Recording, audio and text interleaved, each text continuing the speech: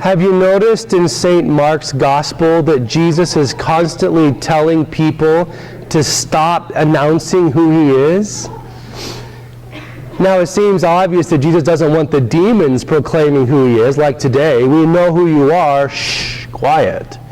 But all through Mark's Gospel, whenever he performs a healing, he'll say, and tell nobody about it. Theologians call it the Markan secret. It's Mark's secret, right? But what St. Mark is trying to do is to help us come into a better understanding of who Jesus really is. And all of these times when Jesus is being proclaimed as something, it's in the context of a miracle, right? Or an exorcism. There will be one moment in Mark's Gospel where Jesus will not shush, shh. And that is when he is hanging on the cross. As he hangs on the cross, the centurion will declare, truly, this is the Son of God. And there will be no shushing from Jesus. Because what Mark wants us to know, that his identity, first and foremost, is as our Messiah. Jesus is the one who comes to redeem us from sin. He is the Christos, the anointed one, who bears upon himself the sins of all of us. That's who he is. And that becomes now for us the identifying mark of all Christians. And so for Mark, the cross looms as a shadow over Jesus' life. And for us as a Christian, the cross then looms over our lives too. But it's not to be a cross of oppression, but it's the cross of redemption. In Mark's Gospel, Jesus will say, if you wish to be my disciple, you must take up your cross every day and follow me. That Jesus wants us to unite ourselves to him, and he can bring us redemption. But our identity now is in Jesus. And that's what I want to speak to you about, particularly young people. Students here, I want to get your ear, but everybody, listen up.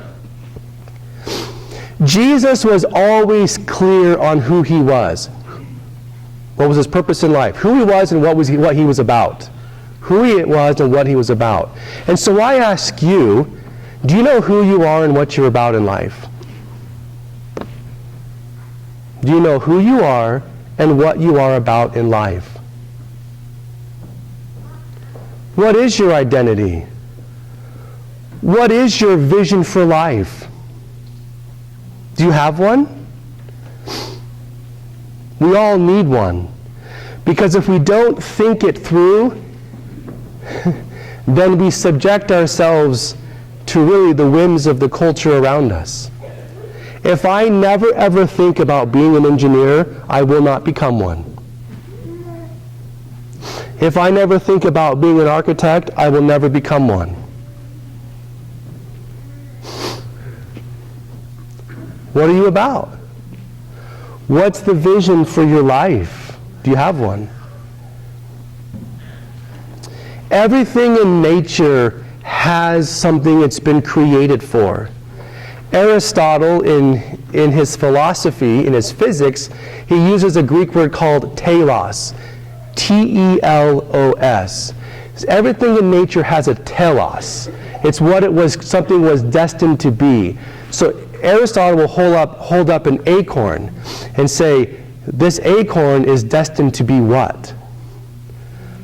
An oak tree.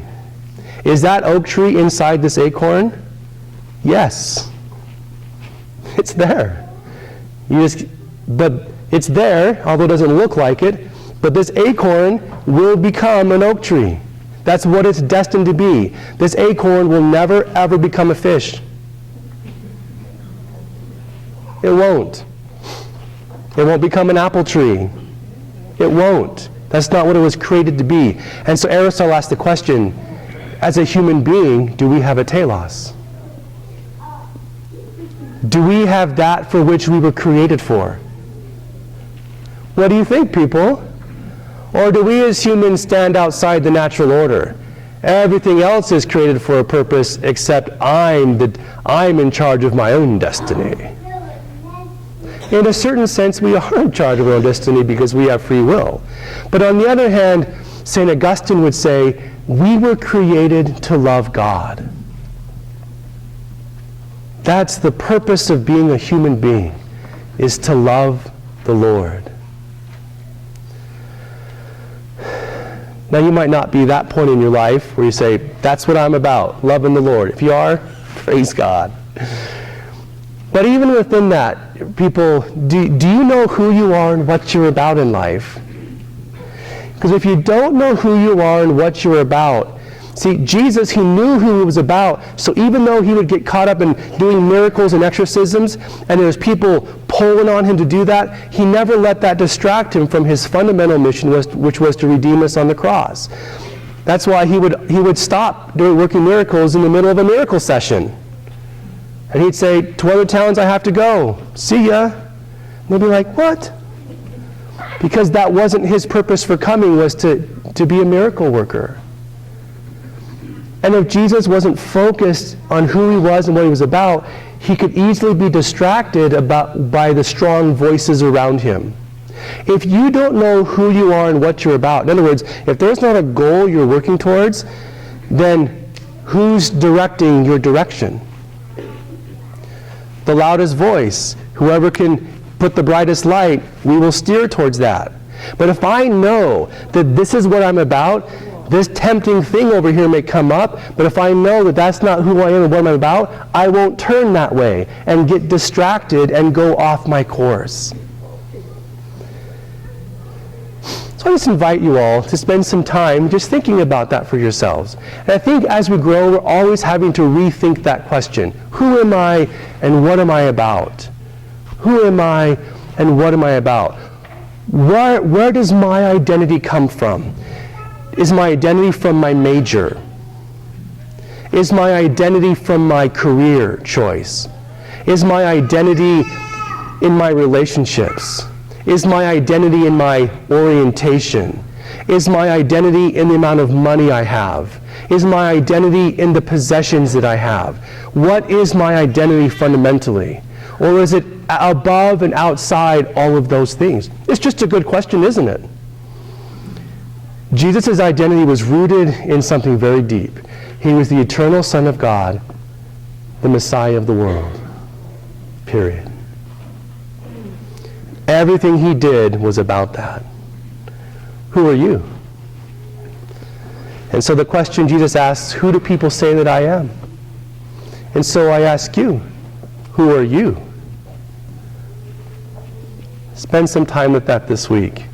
It's an important, very important question to answer and to keep answering your life long. God bless you.